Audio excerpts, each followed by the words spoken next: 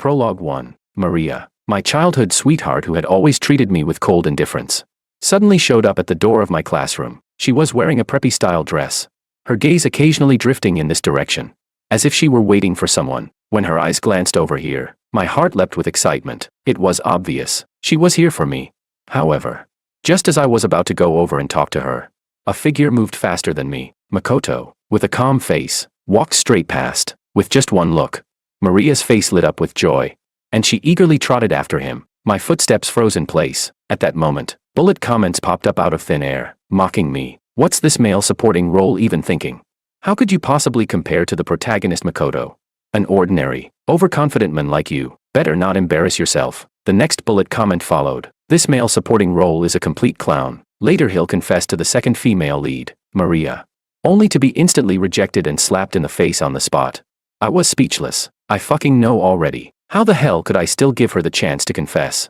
I'm not stupid. Prologue 2. When people saw the fragile female supporting role setting up a stall on the street, everyone thought I would surely swoop in to redeem her broken self. Instead, drooling, I walked straight up and said, "1 order of grilled noodles, no chili." Grilled noodles refers to a type of snack where cold noodles are placed on an iron plate or charcoal fire to be grilled, and then eaten with added seasonings. She replied, "All right, for the next 3 months."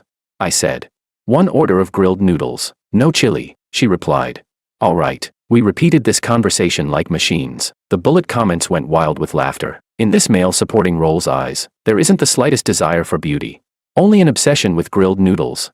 Who says sticking firmly to your choice isn't a kind of salvation for a street vendor? Ha ha ha.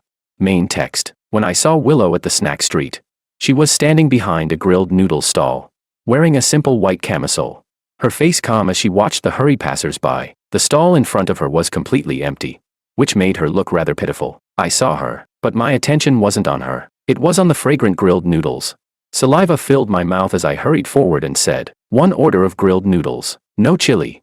Hearing that, Willow lifted her head to glance at me and replied, "All right." Her movements were skillful as she spread the batter and cracked an egg. With a crisp crack, golden egg liquid fell onto the flatbread. My eyes lit up immediately, and I praised, "Wow, your skills are pretty good."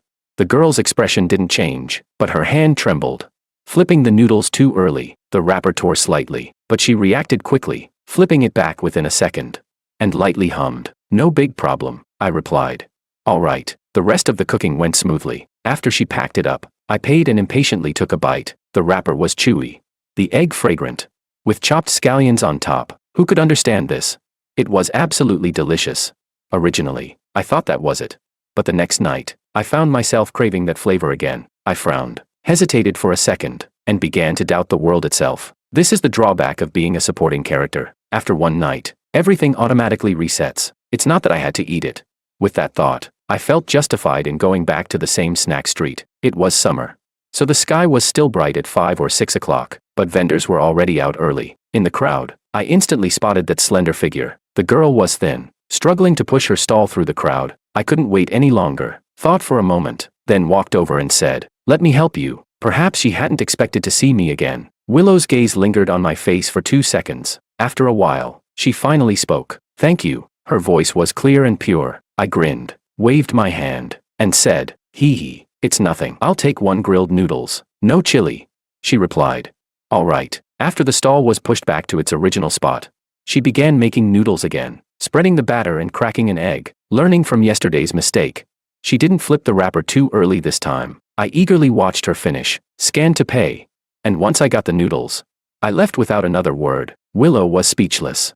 Over the next 3 months, I often visited her stall. I heard from others that Willow's family wasn't well off. To help support them, she rarely attended evening self-study sessions, choosing instead to sell food at night to make ends meet. The teachers turned a blind eye to it. As for me, I was a day student, so after school I often passed by on my way home. 1 grilled noodles, no chili. All right. 1 order, no chili. All right. 1 order. All right. We repeated this conversation like machines. After a while, whenever I showed up, she would automatically start preparing the noodles. Just as I was happily waiting, a bunch of glowing bullet comments suddenly flashed before my eyes. Is this really what the so-called villain looked like as a teenager? She's gorgeous. I'm dying of laughter. I thought this male supporting role would try to redeem her. In his eyes, there's no desire for beauty at all, only a passion for grilled noodles. Who says unwavering choice isn't a form of salvation for a street vendor? Ha ha ha. I blinked, making sure I wasn't hallucinating from hunger. Villain. I looked at Willow again. The girl lowered her head, seriously checking the state of the noodles. Her brows and eyes were cool and distant, partly hidden under her air bangs, adding a faint sense of aloofness. Sensing my gaze, her hand paused. She looked up, her clear eyes shining brightly. I was speechless. Chapter 3. It was only then that I realized, for a girl selling grilled noodles, Willow was far too beautiful. Her eyes were long and narrow, with a small red mole beneath them, adding a touch of seductive charm to her otherwise cool demeanor. She did look a bit like a female villain, but the grilled noodles she made were ridiculously delicious.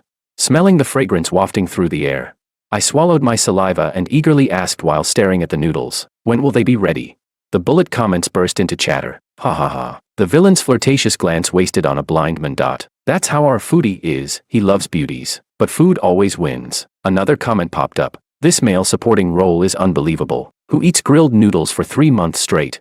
I skimmed over the comments, pursed my lips. No kidding. Seriously, no kidding. These grilled noodles made by the future female villain were truly amazing. Could it be that she became a villain in the future by smuggling grilled noodles? As I was lost in random thoughts, a clear voice rang out by my ear. It's ready. I snapped back to reality, looked at the steaming hot grilled noodles placed in front of me, the egg coating on the wrapper golden, sprinkled with black sesame seeds and fresh green scallions, with ham, lettuce, and pork tenderloin faintly visible inside, colorful and appetizing beyond words. I quickly thanked her repeatedly, and before even leaving, I impatiently took a big bite. Fresh off the grill was always the tastiest. Suddenly, I heard a soft laugh. Instinctively, I looked up, just in time to catch a fleeting smile on the girl's face. Seeing me notice, Willow didn't avoid my gaze. For once, she took the initiative to say something other than all right. She asked, "Is it really that delicious?" I replied, "Yours is really delicious." The words slipped out of my mouth without hesitation. Even a second's delay would have been disrespectful to the grilled noodles in my hands. But Willow seemed to have misunderstood. She stared at me intently, a shimmer of light flickering in her eyes, dazzlingly beautiful. Her lips moved slightly, as if she wanted to say something more, but just then, another customer came over and said, "Give me one with sausage, add egg and bacon too," while scarfing down my noodles. I helped advertise her stall. "The grilled noodles here are super tasty." The customer nodded without suspicion. "Is that so?"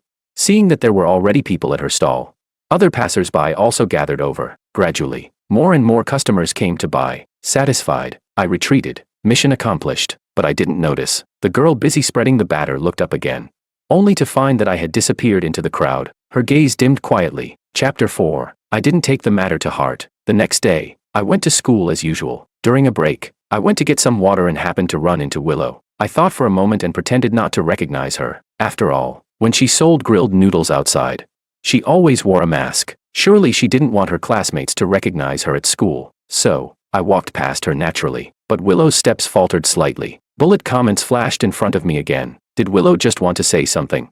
LOL. Her lips were puckered so high. George the foodie has eaten her grilled noodles for 3 months straight. How could he not even remember her face? But it doesn't matter anyway. After all, he's just an insignificant male supporting role. I ignored the bullet comments. The day went by quickly, and it was my turn for classroom duty. It was supposed to be me and my desk mate together, but when class ended, I looked around only to see my desk mate Makoto walking out. I instinctively stepped forward to stop him. "Hey man, today's our duty shift, did you forget?" Hearing that, Makoto paused briefly, cast me a cold glance, and said indifferently, "I've got something else to do. I'll leave it to you." With that, he hurried away. I subconsciously wanted to refuse, but before the words could leave my mouth, my gaze froze. Outside the classroom door, a familiar figure appeared in my sight. It was Maria, my childhood friend whom I had grown up with. She wore a preppy-style dress, and just by standing there casually, she carried an otherworldly air. Beside her stood several other girls, whispering about something, but all their eyes drifted this way, as if they were waiting for someone. When her gaze floated over here, my heart raced with excitement and nervousness. Was she here to find me? My heartbeat quickened inexplicably. I was just about to walk over, but a figure moved faster. Makoto strode forward with a calm face. Maria's eyes lit up instantly, and she waved her hand. "Makoto." My footsteps froze on the spot. At that moment, bullet comments mocked me again. What's this male supporting role even thinking? How could you compare to the protagonist Makoto? Just a background character. Better not humiliate yourself. Oh, Now I remember. This male supporting role does have a bit of screen time. He's the second female lead's childhood friend, but not much. She'll reject him in seconds. Can't wait to see the second female lead humiliate her overconfident childhood friend. I was speechless. I fucking know already. How the hell could I still give her the chance to confess? I'm not stupid. Chapter 5. Not far away. Makoto didn't even glance at Maria. He walked straight past her, but Maria quickly followed in his steps. I stared. My hand at my side unconsciously clenched into a fist. I had known Maria for 18 years. It seemed like every time, I was the one waiting for her. I carried her school bag, moved her luggage, held her things, while she walked ahead with empty hands. Her pace never slowing.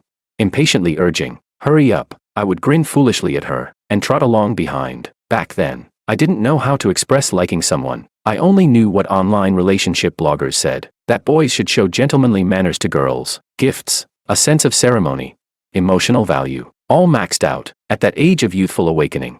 It was so easy to blindly accept advice without questioning it, but in all these years, I had never seen that look on her face before, so cautious, so expectant, urgent, joyful. Liking someone, after all, is hard to hide. One glance is enough to give it away. I lowered my head. It was impossible not to feel disappointed. Silently, I turned back to the classroom.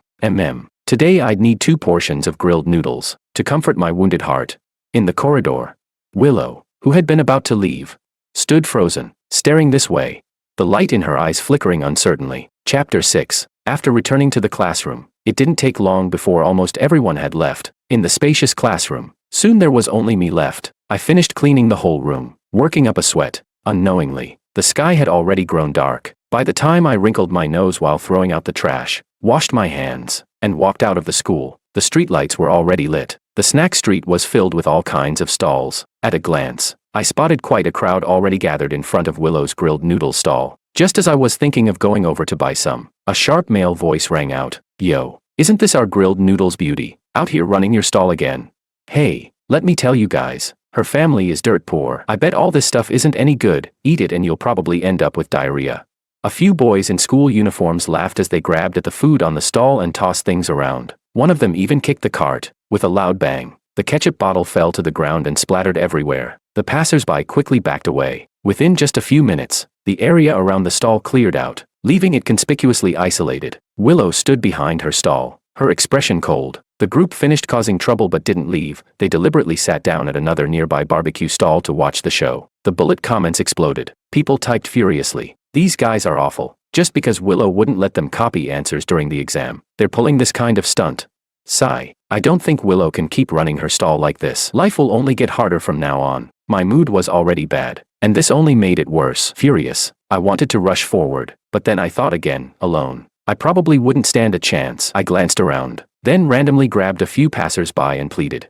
"Brothers, could you help me go buy a serving of grilled noodles from that stall? Just bring it back to me. I'll pay." The passerby didn't quite get it, but he agreed readily, saying, "Sure." They took my money and went to Willow's stall. Those troublemakers hadn't expected that after all this, someone would still buy food. They glared in anger, their eyes widening. But since I had found several people, they didn't dare recklessly rush up, and could only watch as Willow sold one serving after another. Then someone noticed me and shot me a vicious glare. I was still staring at the stall, and by the time I realized, that person had already walked up to me. Behind the stall, Willow had been busy, but as if sensing something, she suddenly raised her head. When she saw what was happening here, her pupils shrank sharply.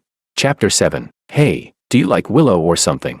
A mocking, sarcastic voice suddenly drilled into my ear. I froze for a moment. Then as soon as I turned my head, a fist landed squarely on my face. My jaw nearly dislocated from the blow. The pain made my eyes narrow, and I instinctively staggered back several steps. "Damn idiot, minding other people's business. Are you looking to die?" The man's voice instantly turned vicious and cruel. Rage surged up inside me, and I lunged at him, smashing an elbow hard into the back of his neck. He grunted in pain, but clung tightly to me, refusing to let go, and we wrestled into a tangled mess. The few others who had been sitting at the barbecue stall quickly rushed over to pin me down. The man wiped his bloody nose, then raised his fist to smash it into my face again. I couldn't break free, and instinctively turned my head away, yet the expected pain never came. The next moment, with a heavy thud, I opened my eyes to see the men who had been in front of me now sprawled on the ground. Willow stood there, her gaze shadowed and cold, clutching a rolling pin in her hand. With ruthless force, she brought it down on his head again. The whole scene froze. Everyone was stunned. Passers-by stopped to watch, Some even pulled out their phones to record. The gang finally reacted. One thug rushed forward and yanked Willow's ponytail, while another raised his hand to slap her. Just as I struggled with all my strength, someone shouted from a distance, "Already called the police."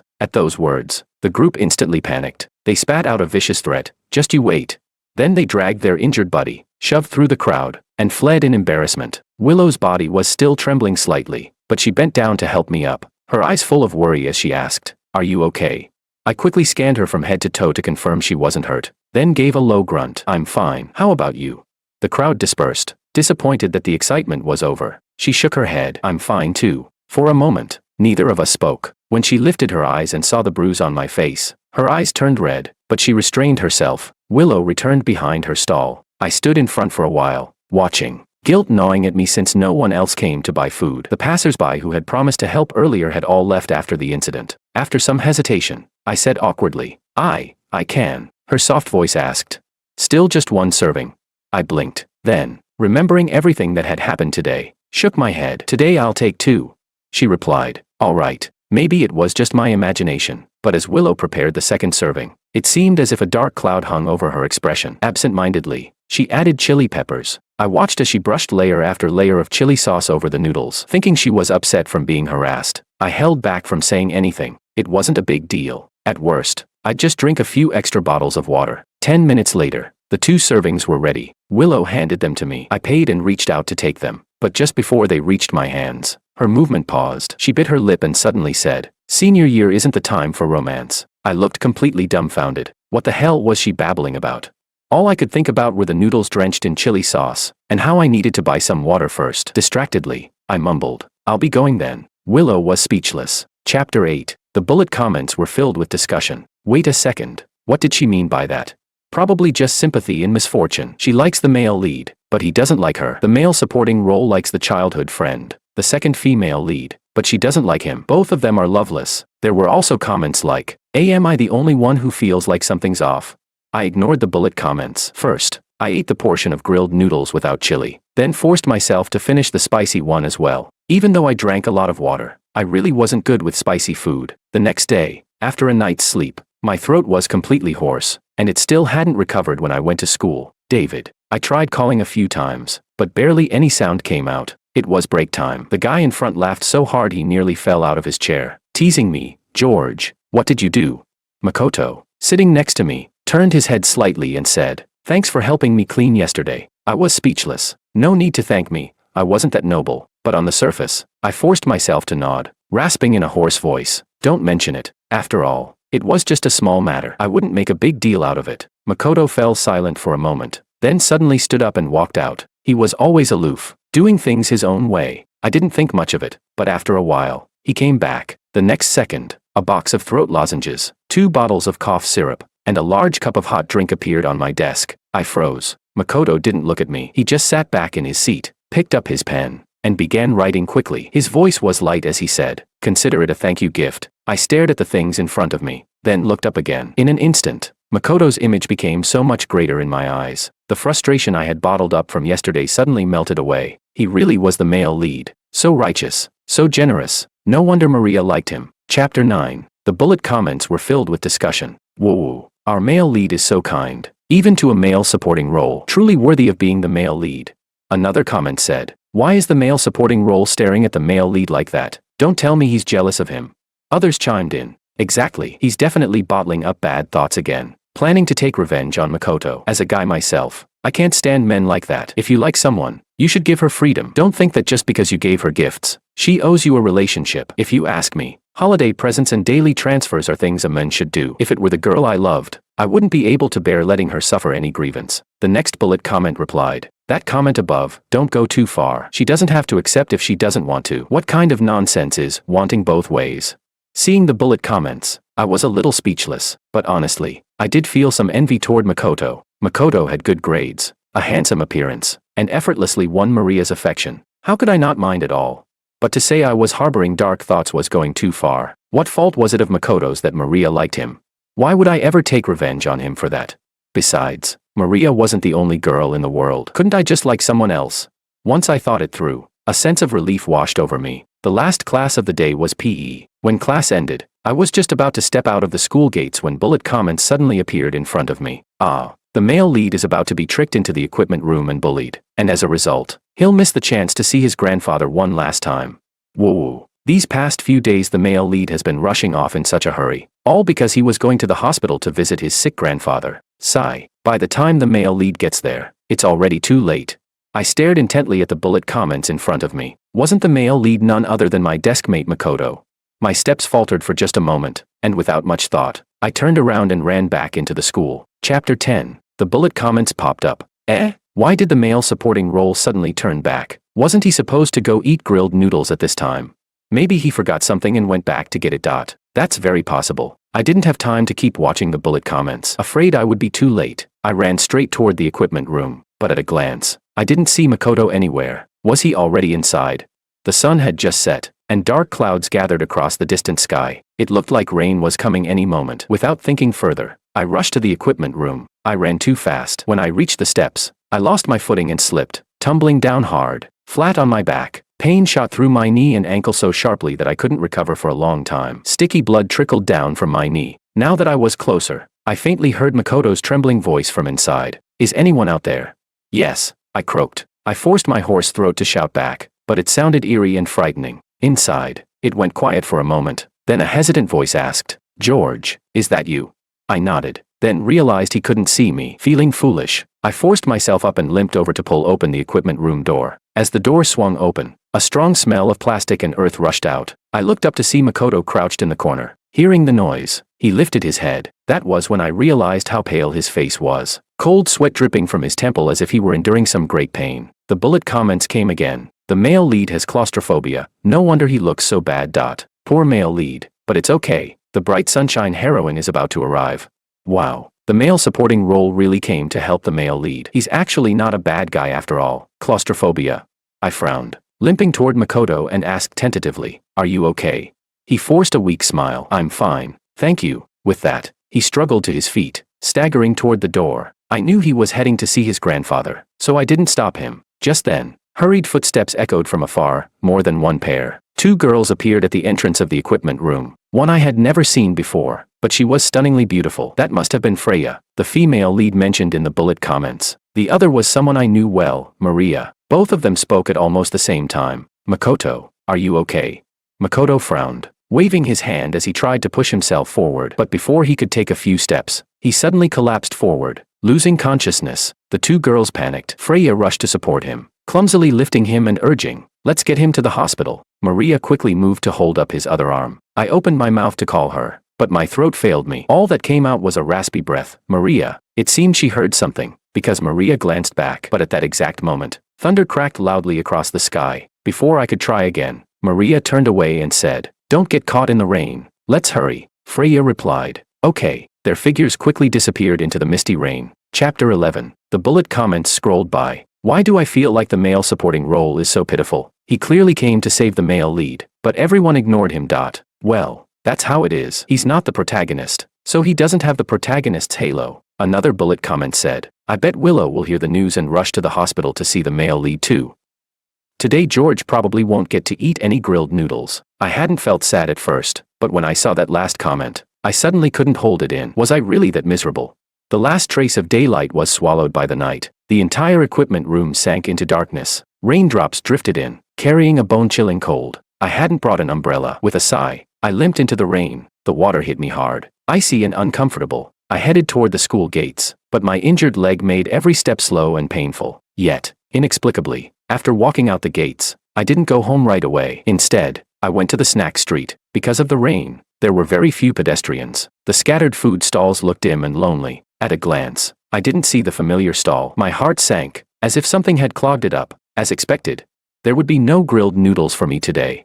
Lowering my head in disappointment, I was about to turn and leave when suddenly I heard the sound of urgent footsteps, not from ahead, but from behind. I turned back cautiously, but when I saw who it was, I froze. Chapter 12. Within just a few minutes, the anxious face of a girl appeared before my eyes. Caught off guard, our gazes collided. In confusion, I said, Willow.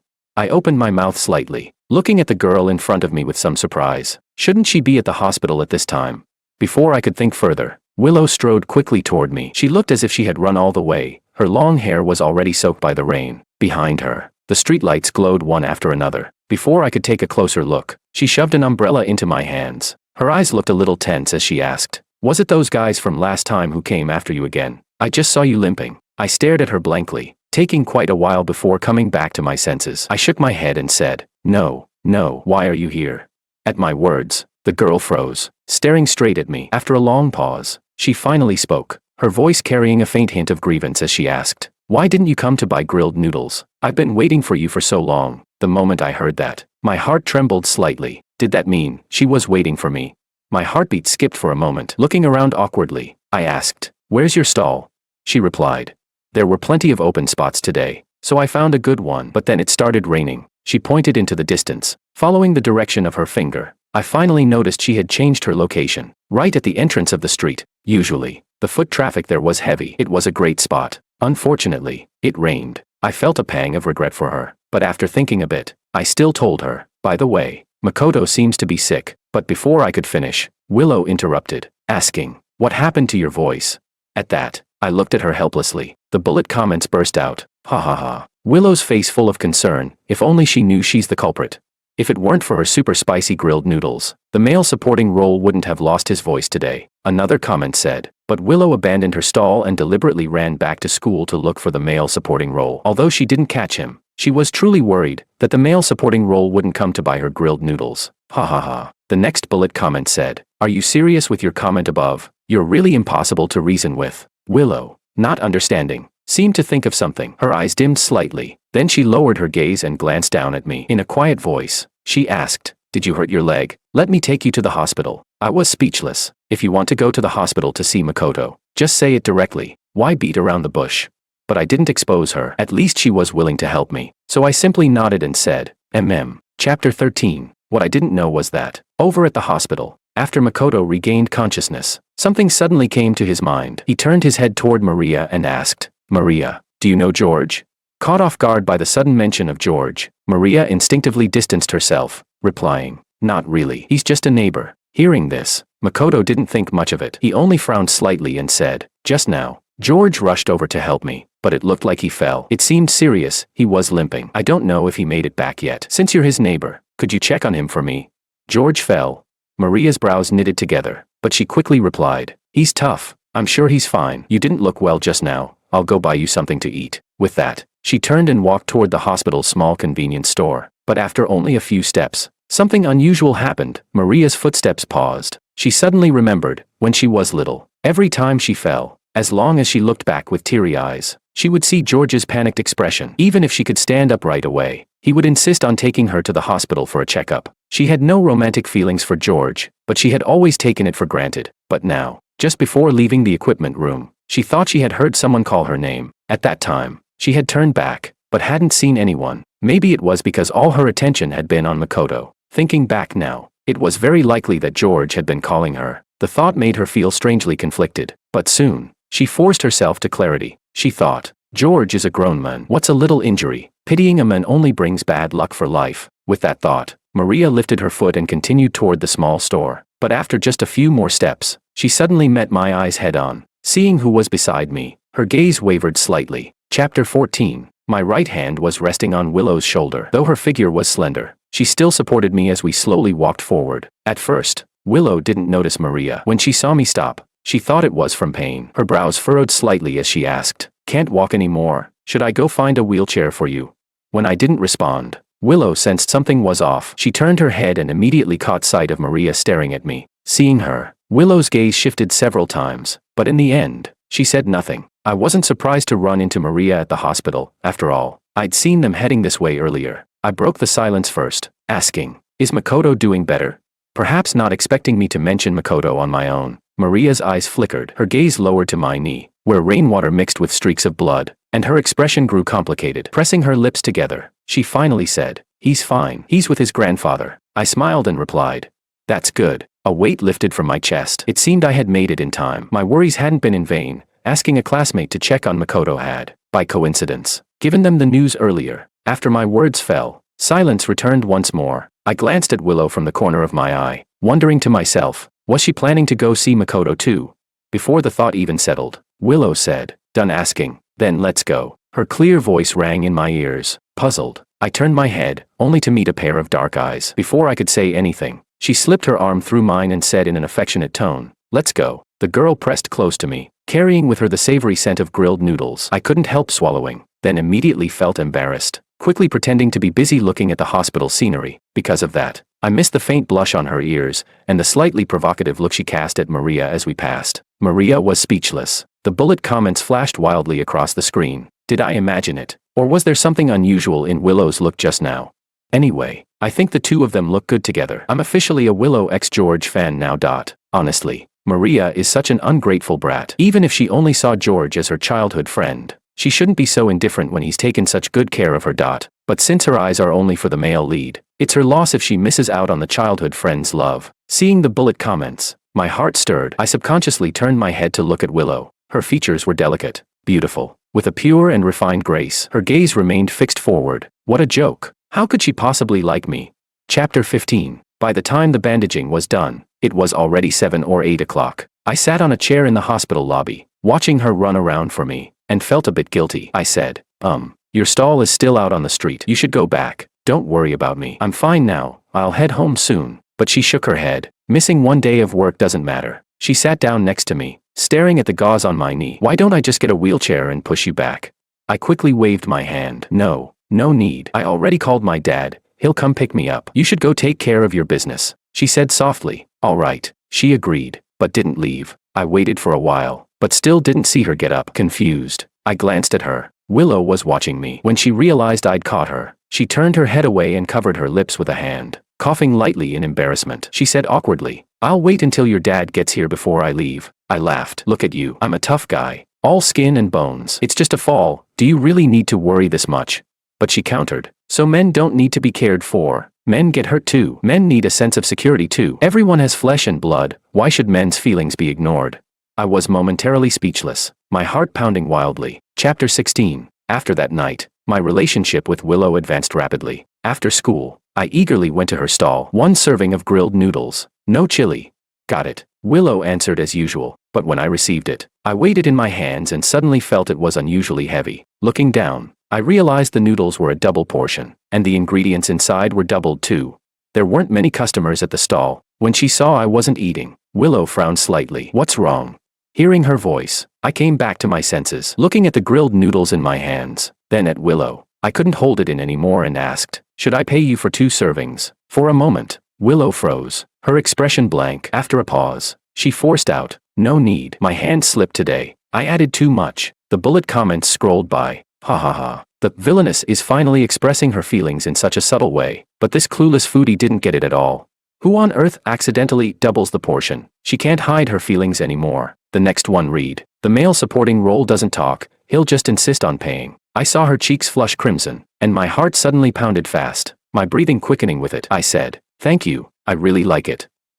"Speaking of what I like, would you be willing to?" The next second, she blurted out, Yes, I like you too." The snack street was crowded and noisy, but in that instant, it felt as if time had stopped. I stared blankly upward, meeting her earnest eyes across the stall, and then, boom. It was as if fireworks exploded in my mind. Chapter 17. I was almost at a loss, but seeing my expression, she chuckled and said, "Hurry up and eat, or it'll get cold." "All right," I replied. I picked up a piece and put it in my mouth, chewing. 1 bite, then I glanced at her, another bite, then I looked at her again. Willow noticed, and the smile at the corner of her lips deepened. She asked, "Want another serving?" Free for my boyfriend. Since childhood, I was never the type to take advantage. Without hesitation, I pulled out 200 yuan and said, "No need, I've got money. I can cover your whole stall."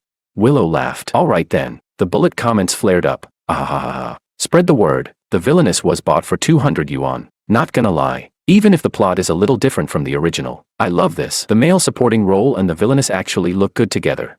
Another comment said, "Was the villainess supposed to like the male lead? Why is she suddenly into the male supporting role?" Dazed, I stared at the bullet comments, feeling like I was dreaming. I actually ended up with the villainess. But whether she was a villainess or not didn't matter. In my world, only Willow mattered. Chapter 18. After getting together with Willow, our daily lives didn't change much. With the college entrance exams approaching, she temporarily gave up her stall to focus on studying. I couldn't eat grilled noodles anymore, but I refused to eat from other stalls, so I studied with her instead. Sometimes, when Willow had time, she would cook at home and bring the food to me. What used to be for everyone became something only for me. I happily munched away. Willow rested her chin on one hand, leisurely watching me, her gaze soft as water. Eat slowly. There's still more. Swallowing. I asked, how much more? Her eyes sparkled with amusement as she said, as much as you can eat, there will be that much. Chapter 19. Later, the college entrance exams ended. I was admitted to University A. Although Willow didn't get into University A, she was accepted into a good school in the same city as mine. I made a point to ask around and found out Makoto had gone south, and Maria had also gone to study there. When I mentioned this, I couldn't help but watch Willow's expression, and tentatively asked, Willow, do you know Makoto? I should tell you, he was quite the star at our school, she replied. Turning her head, as if knowing what I was thinking. She didn't hide anything. He helped me once before. If he ever needs my help, I'll return the favor. But I can distinguish between gratitude and love. Gratitude is basic decency, but it never means offering myself in return. Her expression was serious as she spoke, her clear gaze falling straight on me. Then, suddenly standing on tiptoe, she kissed me. He's a good person, but so are you. You're kind, brave, and sincere. Don't belittle yourself. My heart trembled, staring at her in a daze. I suddenly smiled knowingly, lowered my head, and kissed her lips. Thank you. After the kiss, I pinched her cheek and was about to leave, but she hooked her arm around my neck. Her voice turned alluring as she whispered, something just passed over my lips. I didn't see clearly. Do it again. The bullet comments went wild. Ah, too sweet. I'm waving the flag for the grilled noodles couple. I'm a premium member. Let me watch first. I want the full process. Chapter 20. College life was busy and fulfilling. I heard that Makoto didn't end up with either Freya or Maria. He devoted himself to medical research, determined to develop a special medicine to treat the same illness his grandfather had suffered from. Maria stayed by his side all along, but their relationship never progressed further. But I no longer cared. I was busy building my own business. Of course, not in the grilled noodles trade. I majored in artificial intelligence, and the intelligent program I developed became a nationwide sensation as soon as it launched. Still, when I came home, I could always eat the grilled noodles Willow made just for me. Smelling the aroma as I entered the house, I wrapped her in my arms. Looking at the noodles simmering in the pot, I couldn't stop drooling. I praised, yours are still the best. Willow's lips curved slightly as she replied, After dinner, her soul-stirring, seductive gaze fell upon me. I immediately sensed trouble and quickly said I needed to work late. But the next second, she straddled my lap, lightly biting her finger. With eyes full of alluring charm, she whispered, you're full. Now it's my turn to eat. Life was simple and ordinary, yet it was the very dream Willow had once longed for endlessly. A life she thought she could never reach.